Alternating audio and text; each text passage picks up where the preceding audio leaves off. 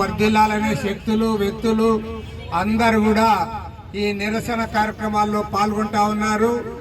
దేశవ్యాప్తంగా 500 పైచిలుకు జిల్లాల్లో ఇవాళ ఈ నిరసన కార్యక్రమాలన్నీ కూడా కొనసాగుతూ ఉన్నాయి. మన భారతదేశ పార్లమెంటరీ చరిత్రలో గతంలో ఏనాడు కూడా జరగలేదు.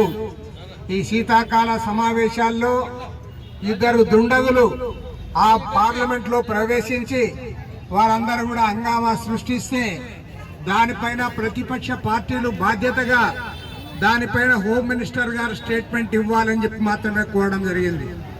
హోమ్ మినిస్టర్ అమిత్ షా గారు స్టేట్మెంట్ ఇవ్వడానికి సిద్ధపడకపోగా ఇవాళ ఎవరైతే స్టేట్మెంట్ కావాలని కోరారో కోరిన పార్లమెంట్ సభ్యులందరినీ కూడా ఒకరి తర్వాత ఒకరిని దఫాలుగా సస్పెండ్ చేయడం జరిగింది.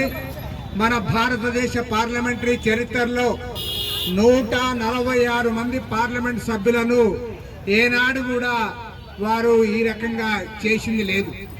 146 మంది పార్లమెంట్ సభ్యులను సస్పెండ్ చేసిన తర్వాత దాదాపు 18 బిల్లులు ఎలాంటి చర్చ కూడా లేకుండా ఏకపక్షంగా అవన్నీ కూడా పాస్ చేసుకోవడం జరిగింది.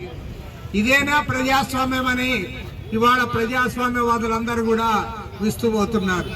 కాబట్టి ఇవాళ కేంద్రంలో అధికారంలో ఉన్న నరేంద్ర మోడీ ప్రభుత్వం యొక్క నిరంకుశ పాలనకు వ్యతిరేకంగా అప్రజాస్వామిక వైఖరికి నిరసనగా పార్లమెంటును కూడా ఖాతరు చేయకుండా ఇవాళ అప్రజాస్వామికంగా అమర్యాదకరంగా ఈ ప్రభుత్వం వ్యవహరిస్తున్న తీరుకు నిరసనగా దేశవ్యాప్తంగా కూడా ఇవాళ నిరసన కార్యక్రమాలు జరుగుతూ ఉన్నాయి.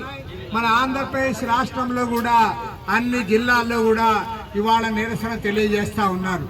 ఈ సందర్భంగా ఈరోజు ప్రజలందరూ కూడా ఆలోచించాలని కోరుతా ఉన్నా. ఎందుకంటే ఇటీవల జరిగిన అసెంబ్లీ ఎన్నికల్లో మళ్ళీ 3 రాష్ట్రాల్లో బీజేపీ అధికారంలోకి రావడంతో ఇవాళ అప్రజాస్వామికంగా వ్యవహరిస్తా ఉన్నారు. రేపు 2024 లోక్సభ ఎన్నికల్లో మళ్ళీ వీరు అధికారంలోకి వస్తే ఏమాత్రం కూడా పార్లమెంటు ఖాతరు చేయరు, ప్రతిపక్షాలను ఖాతరు చేయరు, ప్రజాస్వామ్యానికి పుట్టగతులు ఉండవు. కాబట్టి ప్రతి ఒక్కరు కూడా ఆలోచించాలని కోరుతా ఉన్నాం. కొంతమంది అనుకుంటా ఉన్నారు ఇదేదో ఎంపీలకు సంబంధించింది కదా, మనకు సంబంధం లేదు కదా అని. సాక్షాత్తు ఎంపీలకే ప్రజాస్వామ్యం లేనప్పుడు రాష్ట్రాల్లో ప్రజాస్వామ్యం ఉండదు. పొలిటికల్ పార్టీస్ కూడా ప్రజాస్వామ్యబద్ధంగా ముందుకు పోవడానికి అవకాశం ఉండదు. దురదృష్టవశాత్తు మన రాష్ట్రంలో ఉన్న అధికార ప్రతిపక్ష పార్టీలు 2 కూడా YSR Congress party, Telugu Desam party parliament సభ్యులు ఇంతవరకు నోరు మెదపలే.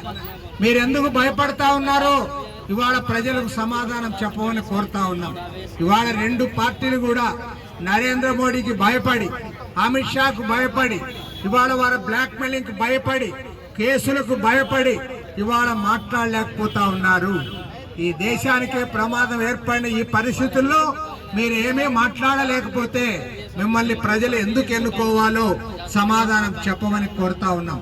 కాబట్టి ఏమంటే ఇవాళ ఒక రాష్ట్రానికి పరిమితమైన సమస్య కాదు, ఒక పార్టీకి పరిమితమైన సమస్య కాదు, భారతదేశ పార్లమెంటరీ డెమోక్రసీకే అత్యంత ప్రమాదం ఏర్పడిన నేపథ్యంలో ప్రతి ఒక్కరు కూడా స్పందించాలి.